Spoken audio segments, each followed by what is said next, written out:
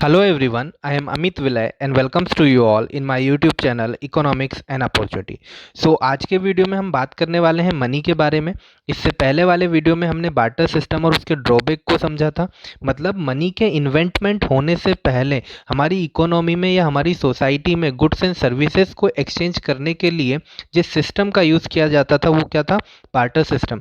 लेकिन उस barter system में कुछ ड्रॉबैक थे, मतलब उसमें कुछ कमियाँ थी जिसके कारण क्या नहीं हो पाता था, प्रॉपर एक्सचेंज फंक्शनिंग नहीं कर पाता था। लेकिन मनी के इन्वेंटमेंट होने से के बाद क्या हुआ, बार्टर सिस्टम के कई सारे ड्रॉबैक्स को मनी ने खत्म कर दिया। तो चलिए आज हम समझेंगे मनी क्या है और मनी के फंक्शंस क्या होते हैं, मतलब मनी क्या काम करता है। वैसे जनरली आप सभी को पता है कि मनी की हेल्प से क्या करते हैं, गुड्स एंड सर्विसेज को परचेज किया जा सकता है, सेल किया जा सकता है। तो आज हम उसको डिटेल में समझते हैं सब्जेक्टिव मैनर में। तो फर्स्ट सबसे पहले हम मनी की डेफिनेशन की बात करें। Money is a anything as a medium of exchange. Money कुछ भी हो सकता है जो क्या करता है, मीडियम ऑफ एक्सचेंज को परफॉर्म करता है। इट मीन्स जिसकी हेल्प से गुड्स एंड सर्विसेज को परचेस किया जा सकता है।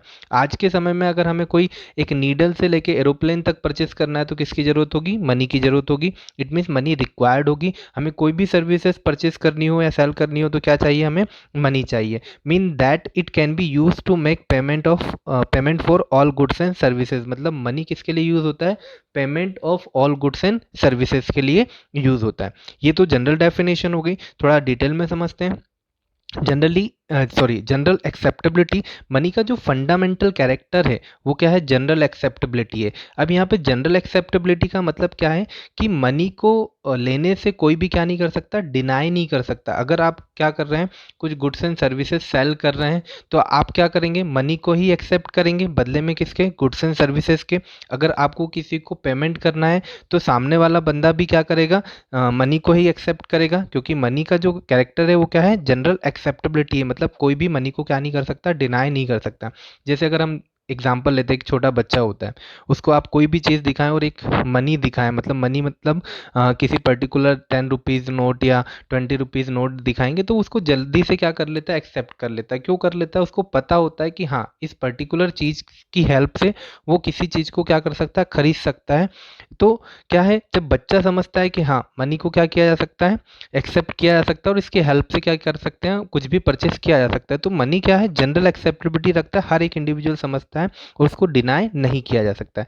Therefore money may be define as a anything which is generally acceptable by the people in exchange of goods and services और इन द रिपेमेंट ऑफ डेप्ट। किसके लिए हेल्प होता है? गुड्स एंड सर्विसेज को एक्सचेंज करने में हेल्प करता है, साथ साथ रिपेमेंट ऑफ डेप्ट में भी क्या है? मनी जनरल एक्सेप्टेबल है। मतलब अगर हमने किसी से उधार लिया और हमें उसे पे करना है तो क्या किया जाएगा? मनी में ही पे किया जाएगा। चलिए हम और भी देखते हैं। Money should be use to include anything which perform the function of money such as a medium of exchange, measure of value, unit of account and standard of defer payment. देखिए यहाँ पे ये जितनी भी टर्म्स दी हुई हैं ये सभी क्या है? मनी के फंक्शंस है। मतलब कोई भी ऐसी चीज़ जो क्या करती है, इन सभी कैरेक्टर्स को परफॉर्म करती है, वो क्या हो जाता है? मनी हो जाता है। जैसे कि कॉइन्स हैं, करेंसी नोट्स हैं, चेक हैं, ये सभी क्या करते हैं? इन सभी फंक्शंस को क्या करते हैं? परफॉर्म करते हैं। तो जो मनी के फंक्शन है वो मेनली तो क्या है? मीडियम ऑफ एक्सचेंज है, ये सभी को पता है। लेकिन यहाँ अगर डिटेल में समझे तो there are the two different functions होते हैं मनी के। One is a primary function, another one is a secondary function. तो हम प्राइमरी फंक्शन की बात करें तो प्राइमरी फंक्शन में क्या होता है? इन्वॉल्व किया जाता है मीडियम ऑफ एक्सचेंज को, then another one is a measure of value को। अगर हम सेकेंडरी फंक्शन की बात करें तो सेकेंडरी फंक्शन में किसको इन्वॉल्व किया जाता है? Store of value and standard of defer payment को। तो चलिए हम इन्हीं को डिटेल में समझते हैं। जो फर्स्ट फंक्शन है प्राइमरी फंक्शन के अंडर में आता है, money as the medium of exchange. Medium of exchange is a basic और primary function of money. People exchange goods and services through the medium of exchange. अभी हमने इसको detail में समझा है।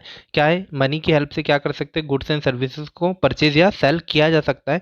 तो जो फर्स्ट फंक्शन है वो मनी क्या करता है? Medium of exchange as a परफॉर्म करता है। जनरल एक्सेप्टेबिलिटी, इसको भी हमने समझा हुआ है। money has no power to satisfy human want directly but power to purchase those things which have utility to satisfy human want।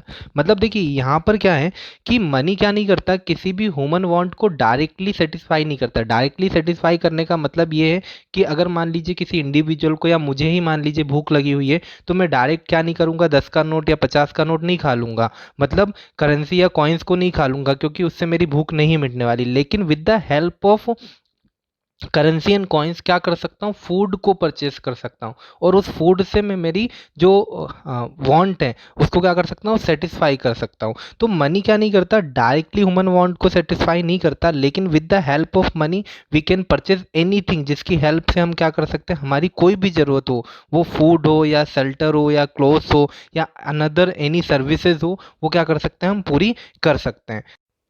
Then money came into use to remove the inconvenience of barter as money has separated the act of purchase or sell।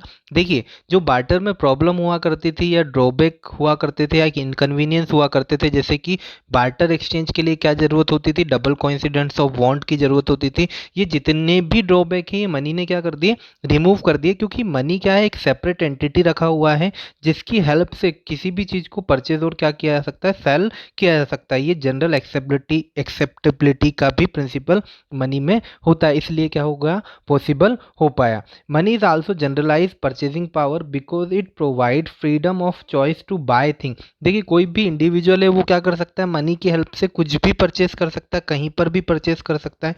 General acceptability है money का principle, तो इसकी help से freedom of choice to buy things ये money के कारण ही possible हो पाया है। The use of money facilitate exchange, exchange को फैसिलिटेट करने में हेल्प करता है, अभी समझा हमने। Exchange promote specialization increase the productivity. देखिए पहले क्या होता था, बार्टर सिस्टम में ट्रांजेक्शन लिमिटेड हुआ करती थी, या बार्टर के कारण ट्रांजेक्शन लिमिटेड हुआ करती थी, ये भी बोल सकते हैं। लेकिन आज के टाइम मनी के इन्वेंटमेंट के कारण क्या हुआ है कि ट्रांजेक्शन्स अनलिमिटेड हो गई या ट्रांजेक्शन बढ़ गई, क्योंकि वहाँ पर जनरल एक्सेप्टेबिलिटी आ गया, मनी आ गया, एक कॉमन डिनोमिनेशन आ गया, जिससे हम क्या कर सकते हैं, गुड्स एंड सर्विसेज को मेज़र कर सकते हैं। तो यहाँ प्रोडक्टिविटी क्या हो पाई है, इंक्रीज हो पाई है। And efficiency a good monetary system is therefore of immense utility to human society. जो हमारा मॉनेटरी सिस्टम है, मॉनेटरी सिस्टम जो मनी से रिलेट करता है, फाइनेंस से रिलेट करता है, जिसमें RBI, commercial bank, non banking जो सेक्टर होते हैं वो सब इन्वॉल्व किए जाते हैं, या जितनी भी ट्रांजेक्शन्स हैं ये सभी किसके कारण पॉसिबल हो पाया, मनी के कारण पॉसिबल हो पाया है। तो जो मॉनेटरी सिस्टम है वो भी क्या हो गया, इफ़िशेंट हो गया। तो ये हमारा फर्स्ट फंक्शन था किसका, मनी का। चलिए हम सेकंड फंक्शन की बात करें, a measure of value. Measure of value की बात करें तो देखिए क्या था कि बार्टर में हम किसी भी कमोडिटी को, गुड्स को, सर्विसेज को क्या नहीं कर पाते थे, मेज़र नहीं कर पाते थे, क्योंकि वहाँ पे कोई भी कॉमन डिनोमिनेशन नहीं था। आज क्या है, हमारे पास मनी है और कॉमन डिनोमिनेशन क्या है, जैसे हमारे इंडिया में हमारी करेंसी रुपीज़ है, तो रुपी हमारा क्या हो गया, कॉमन डिनोमिनेशन हो गया। Mean that money work as a common denomination in which value of goods and services are express. देखिए क्या है, आज हम किसी भी गुड्स एंड सर्विसेज की वैल्यू को एक्सप्रेस कर सकते हैं इन टर्म ऑफ मनी। जैसे कोई पेन है तो कितने का है, 5 रुपीज़ का या 10 रुपीज़ का, या कोई बुक है 500 की या 1000 की है, कोई क्लोथ है या कोई ड्रेस है, तो हम इन सभी चीज़ों को क्या कर पा रहे हैं, मनी के टर्म में मेज़र कर पा रहे हैं और उनका प्राइस कैलकुलेट कर पा रहे हैं। तो ये मेज़र ऑफ वैल्यू किसके कारण पॉसिबल हुआ, मनी के कारण पॉसिबल हुआ।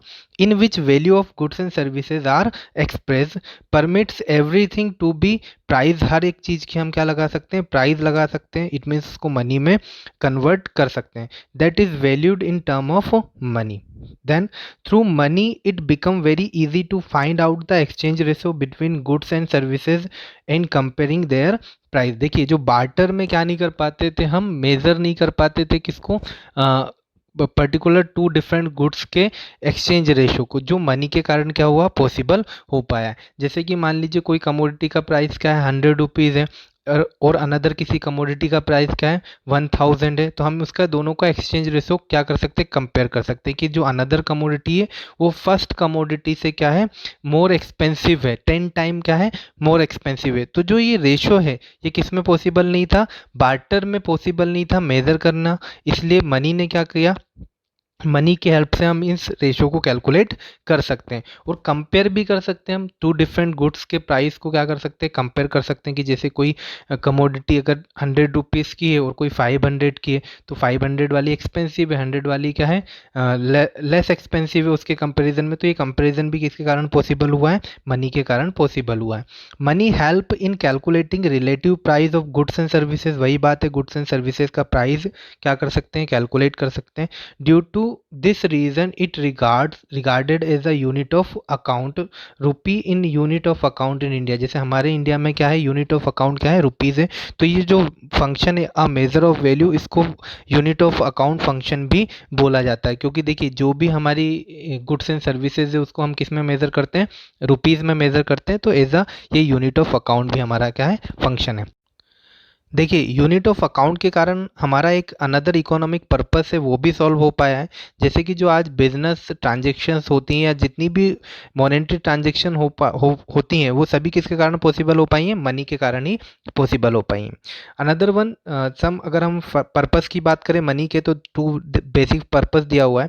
House hold consumer can plan there expenditure. House hold होता है या जो कंज्यूमर होता है वो अपने एक्सपेंडिचर को क्या कर सकता है, प्लान कर सकता है कि कितना खर्च करना है या कहाँ पर खर्च करना है, क्योंकि वो उसको मनी के टर्म में मेजर कर सकता है। Another one, business people can keep record of income and cost. जो बिजनेस यूनिट्स होती हैं या कॉर्पोरेट सेक्टर होता है, वो क्या करता है, अपनी इनकम का या कॉस्ट का रिकॉर्ड मेंटेन कर सकता है with the help of money, जिसकी हेल्प से वो अपने प्रॉफिट एंड लॉस फिगर को मैनेज कर सकता है। तो ये हमारा सेकंड फंक्शन है किसका, मनी का, जो प्राइमरी फंक्शन के अंडर में ही आता है। अगर हम थर्ड फंक्शन की बात करें, अ स्टैंडर्ड ऑफ डिफर या पोस्टपोन्ड पेमेंट। देखिए स्टैंडर्ड ऑफ डिफर पेमेंट या पोस्टपोन्ड पेमेंट का मतलब क्या है कि जैसे बार्टर सिस्टम में क्या नहीं हो पाता था, फ्यूचर पेमेंट नहीं हो पाता था, या बोल सकते हैं कि इंस्टॉलमेंट में पेमेंट नहीं हो पाता था। तो ये जो है मनी के कारण क्या हो पाया है, पॉसिबल हो पाया है। तो जो पोस्टपोनमेंट पेमेंट है या डिफर पेमेंट है, ये फ्यूचर पेमेंट से रिलेटेड है। It means that money act as a standard for making future payment. It has made defer payment much easier than before, जो पहले पॉसिबल नहीं था। फॉर एग्जाम्पल, अगर हम एक एग्जाम्पल लेते हैं, अगर मान लीजिए कोई इंडिविजुअल 10,000 का कोई गुड्स या सर्विसेज को परचेज कर रहा है और उसके पास अभी अवेलेबल 5,000 है, तो वो क्या करेगा, पर्टिकुलर टाइम में तो 5,000 पे कर देगा, लेकिन अगर वो 5,000 क्या करता है, एज अ उधार करता है बोल सकते हैं, तो उसका वो क्या करेगा, फ्यूचर में पेमेंट करेगा। और फ्यूचर में पेमेंट करेगा तो किसके टर्म में करेगा, मनी के टर्म में करेगा, या बोल सकते हैं इंस्टॉलमेंट में करेगा। तो ये पॉसिबल किसके कारण हो पाया, मनी के कारण पॉसिबल हो पाया। तो यही जो फंक्शन है वही क्या है, स्टैंडर्ड ऑफ डिफर पेमेंट है। चलिए एग्जाम्पल, एक और एग्जाम्पल देखते हैं। When we borrow money from somebody, we have to return both the principal as well as the interest amount in the future। देखिए अगर कोई इंडिविजुअल या हम किसी से मनी को बोरो करते हैं, तो आने वाले फ्यूचर में हम क्या कर सकते हैं, प्रिंसिपल अमाउंट जो मेन जो हमने बोरो किया मनी, वो और उसके साथ साथ इंटरेस्ट भी पेमेंट कर सकते हैं, क्योंकि ये किसके कारण पॉसिबल हो पाया है, मनी के कारण पॉसिबल हो पाया है। हम इंटरेस्ट को और प्रिंसिपल अमाउंट दोनों को कैलकुलेट कर सकते हैं। Money is a convenient mode of calculation. अभी समझा हमने कि कैलकुलेशन हो सकता है मनी की हेल्प से।